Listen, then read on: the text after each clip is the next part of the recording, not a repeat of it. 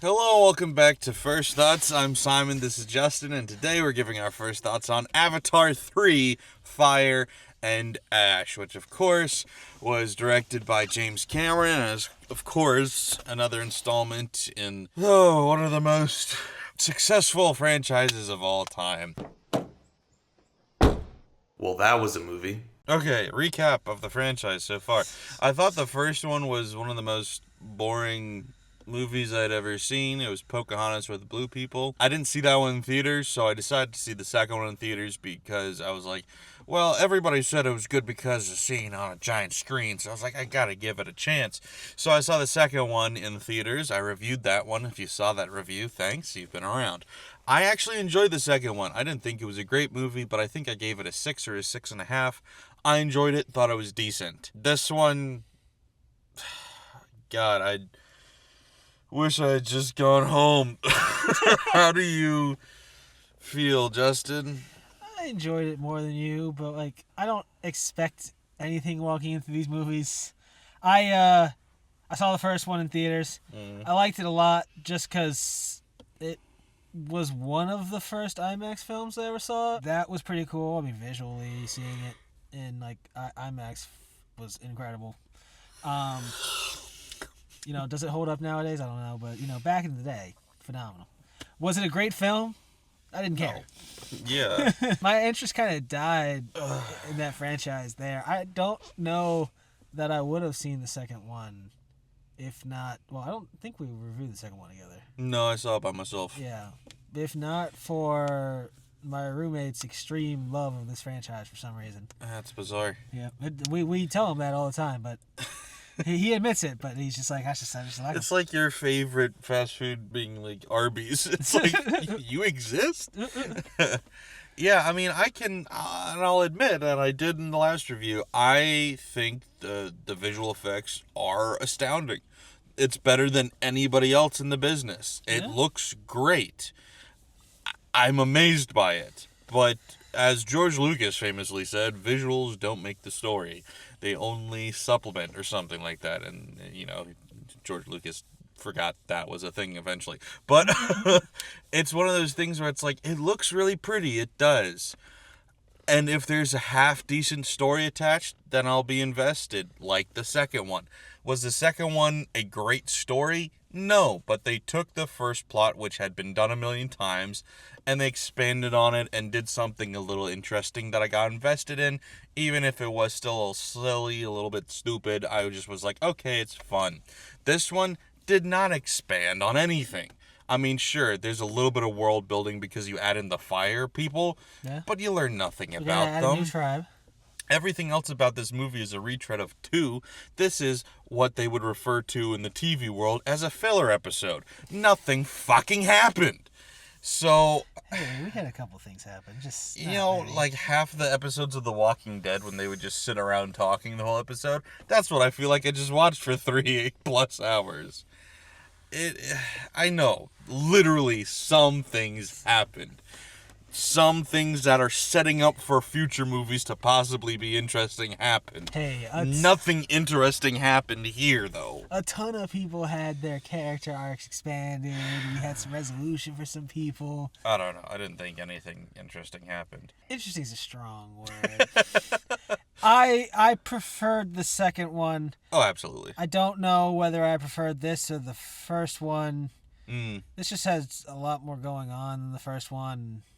Yeah. I'm also a little tired of the first one after this point, but I mean, I've only seen each Avatar movie once, so it's hard for me to compare because I haven't seen the first one in 16 years. I just remember it being, like I said, Pocahontas with blue people. Some people call it Ferngully the movie, which is funny because Ferngully already was a movie. There's a lot of different monikers for it. classic Dances with Smurfs, yep. And, I don't know if I would like this one or that one more. I'd have to rewatch it, and I don't care to. The main problem with this one was it felt like the second movie again, which I did think was an improvement, but we didn't then do anything new. It was just the same exact thing we just saw a couple of years ago. Or 3 years ago now, I guess. Yeah, in parts. I mean, it's the same characters for the most part. Like I said, we introduced this new tribe, Yeah. but they're barely in it. You get one new interesting character out of the group. Yeah, everyone else is just grunts. For the most part, it's the same villains, it's the same motive, it's the same spiel. You see a lot of the same character arcs get repeated. In the last one, half of Flight of the Conchords realized he didn't want to be working with the bad guys. This movie, he realizes that again. I don't know why he had to do that character arc all over again. A lot of it's just the same bullshit we already saw. Mm-hmm. Yes, and I will not deny, there are some new developments, but it's nothing to me that needed a 3-hour movie, which is how I feel about most of these. Yeah, is that like... The fact that they're 3 hours is just astoundingly annoying. And that's coming from somebody who likes long movies, but there's just not enough happening to warrant the 3 hours. Or I'm just going to be there bored, because I would say there was probably 3 interesting things that happened in this movie. That's 1 interesting thing per fucking hour. Damn. But now I'm thinking more about it. It's like... The mother's storyline with Spider is just a continuation from 2, basically. Mm-hmm. The One Alive Son's storyline, his storyline is mostly the same. I will say, there's a lot of continuing storylines from the previous movie, but at least a lot of those storylines have some resolution in this movie. Mm. And it seems like if they get enough money for 4, or to release 4, because I guess they've probably already filmed 4. Oh, they definitely will. All these movies are going to make so much money. But, okay, so when 4 comes out, it seems like they won't have to rehash this stuff. I'm not saying they won't, because, they could get lazy. But they won't have to rehash some of these storylines again. It doesn't help this movie in any way, really. But... Yeah, because this movie was already rehashed for half of it. Yeah. And it's just boring, because, I've seen all this already, and I don't care about, most of it, like I said. Sure, there's some interesting new things. You add in the fire bitch, and she's cool. Yeah. She was hot. Get it? Una Chaplin, by the way, played her. That's fun. How often can you say you saw a Chaplin in a movie? A couple times? Maybe twice? 3 times, maybe? In theaters. Well, I mean, we can make it a re-release. I just don't care, man. And that's why I'm giving this movie a 5. Because I just didn't care the entire time. It looks great, although the fact that it's the frame rate... Yeah, that was... god-awful. I think he does that on all of them, but it was most noticeable for some reason this time. I don't know what they did, but it literally felt like parts of the movie were in fast forward. And it was just not a fun experience. It was an odd choice. And, there was a lot of action at the end of this movie, and I didn't feel like it was present nearly as much. I still saw it, definitely. But, yeah, it literally had us questioning at the beginning of the movie if there was something wrong with the movie. The projection or the DCP had somehow had the wrong settings put into it, and so now it was playing at, not double speed or anything, but 110% or something. And so it's just a little too fast. It's just off. And, yeah, so I Googled it, and the movie is... Not entirely, but a lot of it is in 48 FPS, which, in case you don't know, films are typically 24, which is a weird thing. It's just what the human brain is used to as far as movies go. A lot of things are much faster. When you watch videos on YouTube, a lot of those are in 60 FPS. Also, video games are 60 FPS a lot of times, or more. But for some reason, movies just look weird when you watch them at a higher frame rate than 24. Don't know why that is. It'd probably take a few years of watching those types of movies exclusively to get used to it. Yeah, so I didn't enjoy that. No. But I'm going to counterbalance that by saying the visual effects are amazing. So that is 1 negative, 1 positive, and the rest is a wash. 5 for me. This kind of feels high, but I feel like I'm going to go with a 6. Okay. When you said high, I thought you were going to go 7, and I was like, what? No. Don't you dare. But I feel like I got to go with a 6. Would I... I'm going to see this movie a couple more times, unfortunately. I'm sorry for you. You'll be giving it a 2 by the end of the 3rd time through. Would I watch this over the other movie we watched tonight? Yeah. Now, I would not sit for 3 hours at home. I'd watch it in batches. But, I don't know if I would pick to watch this over the other one. Is it a better made movie than the other one? Yes. Is it more enjoyable? I don't know. I'd be far more interested in watching the visuals of this than going back to that. Maybe I'd skip the beginning, but Yeah. actually maybe I'd put that in double time, see what that's really like. I didn't have a good time. That's what it boils down to. I did not have an enjoyable experience watching this movie. I had a better time than you, but do I wish we could have moved past some of these storylines a bit quicker? Mm-hmm. It makes for a worse beginning of the movie having to immediately rehash all these storylines. I'm not terribly interested in 4. I know I'm going to see it. I figure it's got to be, well, I hope it's got to be better than this. Yeah, I know it's still going to follow the family probably. I had some reasonable expectations, I thought, because the second one was interesting. And, I felt like there was obvious improvements where we weren't, it was no longer unobtainium and dumb shit like that. It was like, it swapped to something else. Yeah, but the literal word unobtainium is hilarious. so stupid. It's beautiful. It's also something, I don't know if you know this, but it's like a common placeholder in Hollywood where you put it as like a MacGuffin before you decide what to call it. And they just never gave it a name. I didn't know that. That's actually hilarious. So it's just, it's so stupid.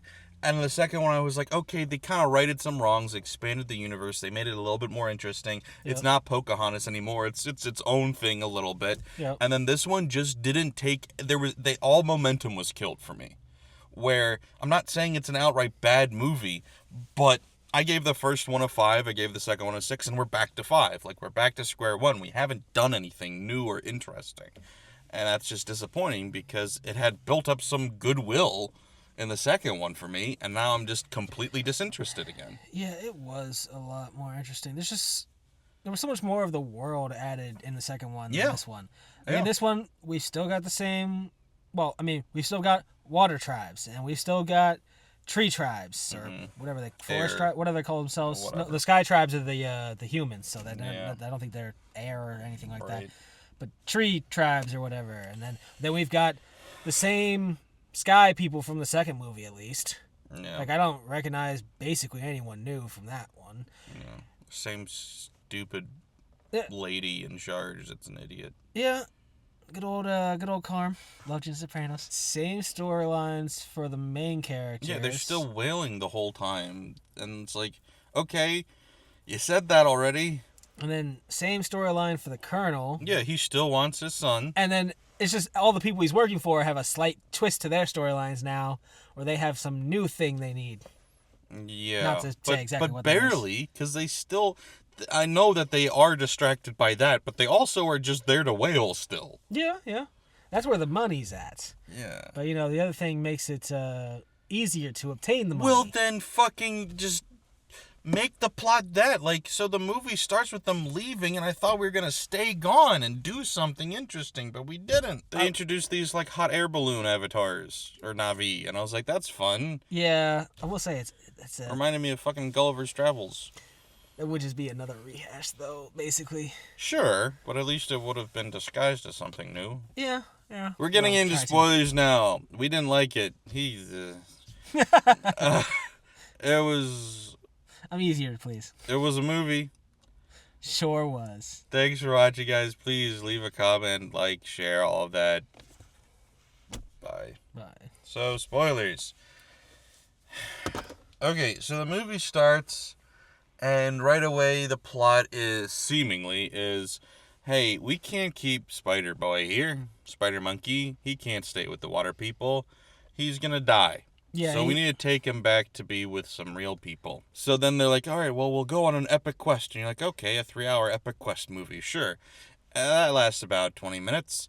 And then they're back to the water people for the rest of the movie. And then we just do the plot again from the last movie, which is the bad guys are attacking the water people because they want their whales. And they need to defend them.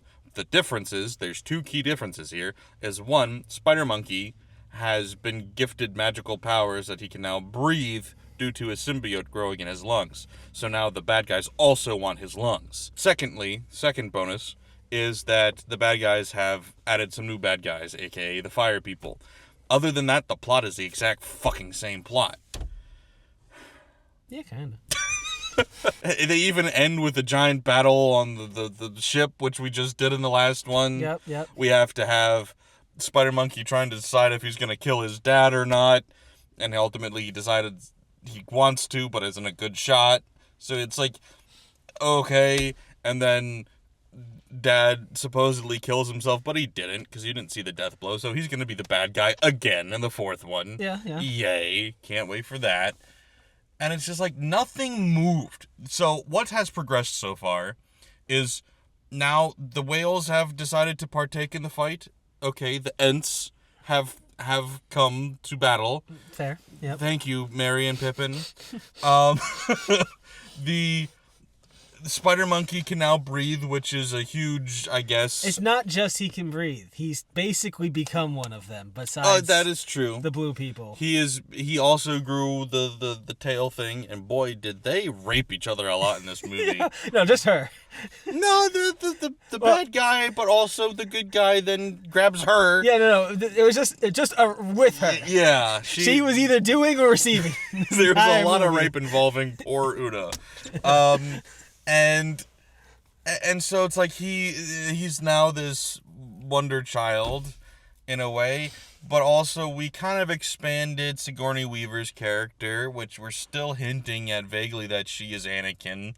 And it's like, okay, just cut to the point. We don't need to keep. I mean, they did slowly literally setting call her this the up. chosen one at this point. Yeah. Late in the movie, so. It's so boring, and it's like all development is at a snail's pace. We're not getting anywhere. Yeah, that is the one thing with this movie is, it got a little further at the end, and it feels like some storylines have wrapped up outside of the fact that like the dad's probably gonna come back in some. Oh, way. absolutely. He's definitely gonna come back with like powers or some shit. Well, I don't know about that, but he's not dead. He fell into a giant vortex that was like supposed to be tearing everything apart, and we're expecting him to walk out just normal. He's fine. It No, was a I'm expecting him to walk fireball. out, but I'm expecting him to walk out a little change. Like, now I can fly myself, or now I can shoot things. I don't know what crazy shit. But if that was his actual death, Oh, it was way too anticlimactic. yeah, that would be. There's no way he actually died there. Like, I was expecting at least, because I really thought this was gonna be his death at the point when he dropped off, right? And then I thought like the vortex was gonna like tear him layer from layer, apart, like disintegrate him essentially. Sure. And when that didn't happen, it's pretty obvious he's coming back. Yeah. So, you had me for a split second, but you didn't commit. Didn't have me. But it seems like most of the Never humans had that me. are on the planet at the You didn't even have your car. Got that reference? No? Okay. Dude, I almost had you. You almost had me? You never had me. You never had your car. It seems like most of the evil humans are dead because I assume the father's coming back, right?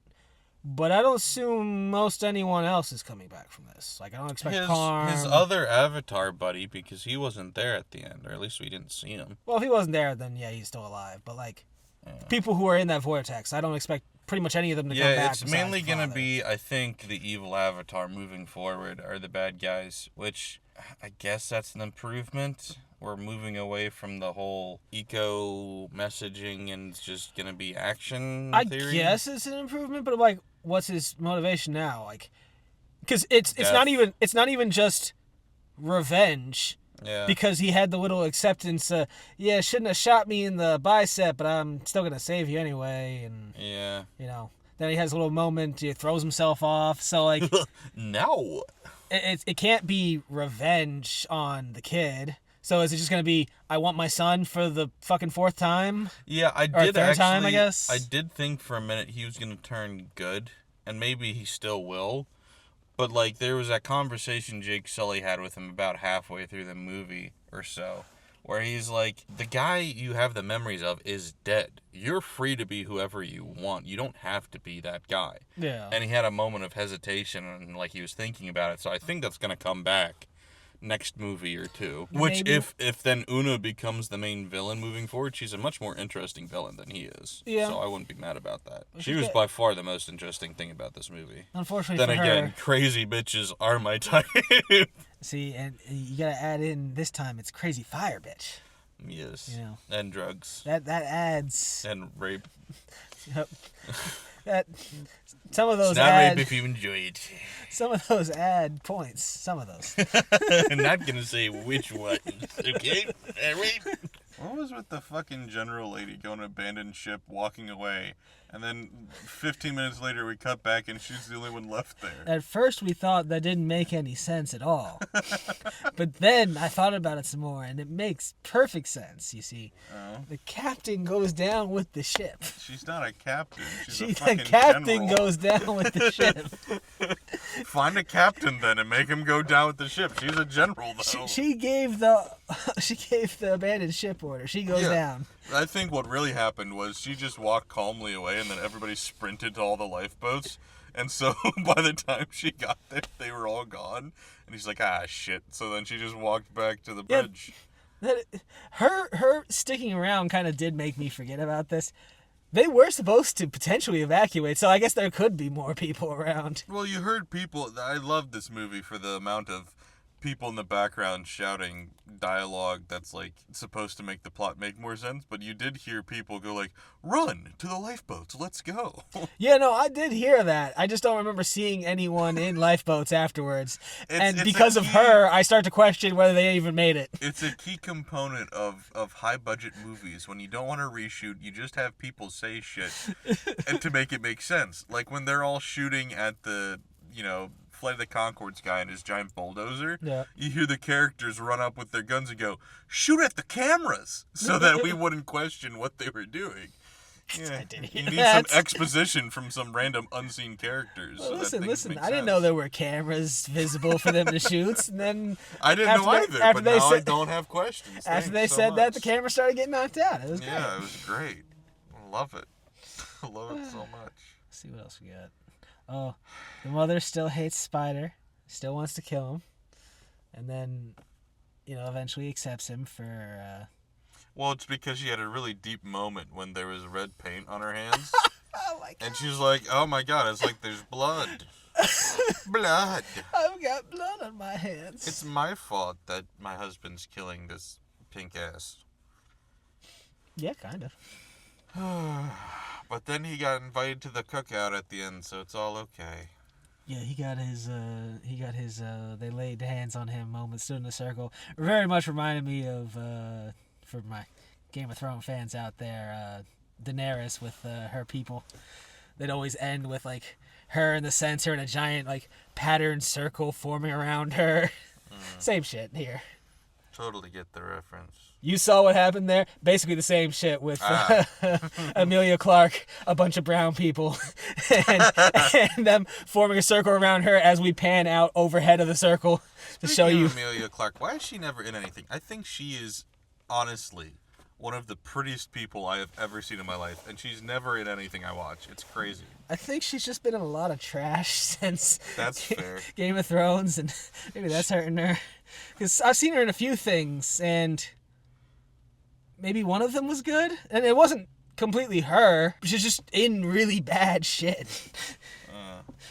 I think she legit has like the prettiest smile of any actress I can think of right now. It's insane.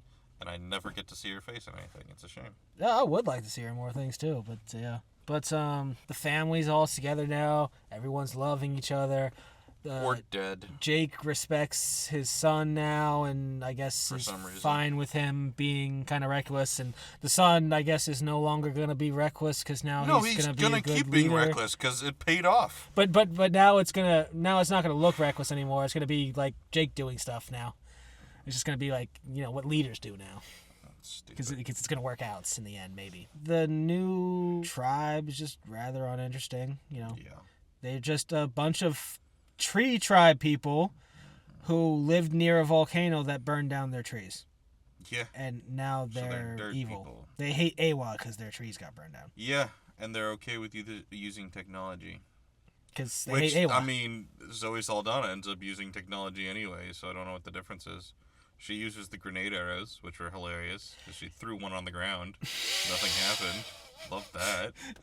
It takes a bit more force. Yes. Yeah. Just like, no, I don't want it. Roll credits. Also, we talk about the pitch meeting part when they're like, so Jake Sully gets kidnapped. I completely forgot he got kidnapped until just now. Yep. He gets kidnapped, and so they have to spring him out. And so, ends up, he, Spider, and his wife get on the back of this winged creature. Meanwhile, the bad guy are on their winged things, all circling. And so they get on their thing to fly away. And my immediate thought is, shit, like, their creature's so weighed down, though, how could they possibly outrun them? And then it just cuts them being away. And it's like, wow. Cuts them in the forest. Super easy, barely inconvenient. If you told me this was the end of, like, the first Avatar trilogy, I'm not saying it'd be a great end, but I'd at least understand it. Happened. No, because stuff wrapped up. Nothing it's a new season happened. finale. Yes, that's what I'm saying. It feels like the end of the Avatar trilogy. Just because this is one movies. of those franchises that, like, years from now, people are going to look back and go, how the hell did these make so much money? Because all it is the visual effects. That's literally it. Yeah, but everybody understands that's how it makes so much money. Yeah, but in 50 years, the movies are going to look so much better than this that they like people aren't going to remember why these movies made money. I mean, if they have this movie 50 years from now, I feel like they're going to have some other movies from this time period. They're going to go, oh, I guess it looks a lot better. That requires than logical thought. If you just watch this isolated, it's going to be, yeah, sure. But you'll watch it. It'll be one of those things where, like, a cinema guy, like a film buff like me, will watch it and be like, holy shit, this was made in the 20s? This looks like it's from the 40s. Holy cow. But everybody else is going to watch it and go, this is boring as shit. You'll be like, this is the 10th time this storyline was told. That's how we got to the 100th time. I think we're done. I don't think we have anything new or interesting to say. And since we're not James Cameron, we're going to stop here. Thanks for watching, guys. Please remember to like, share, follow, subscribe. Also, follow us on Instagram and TikTok and our YouTube shorts to see our shorts. Thanks, guys. Bye. Bye.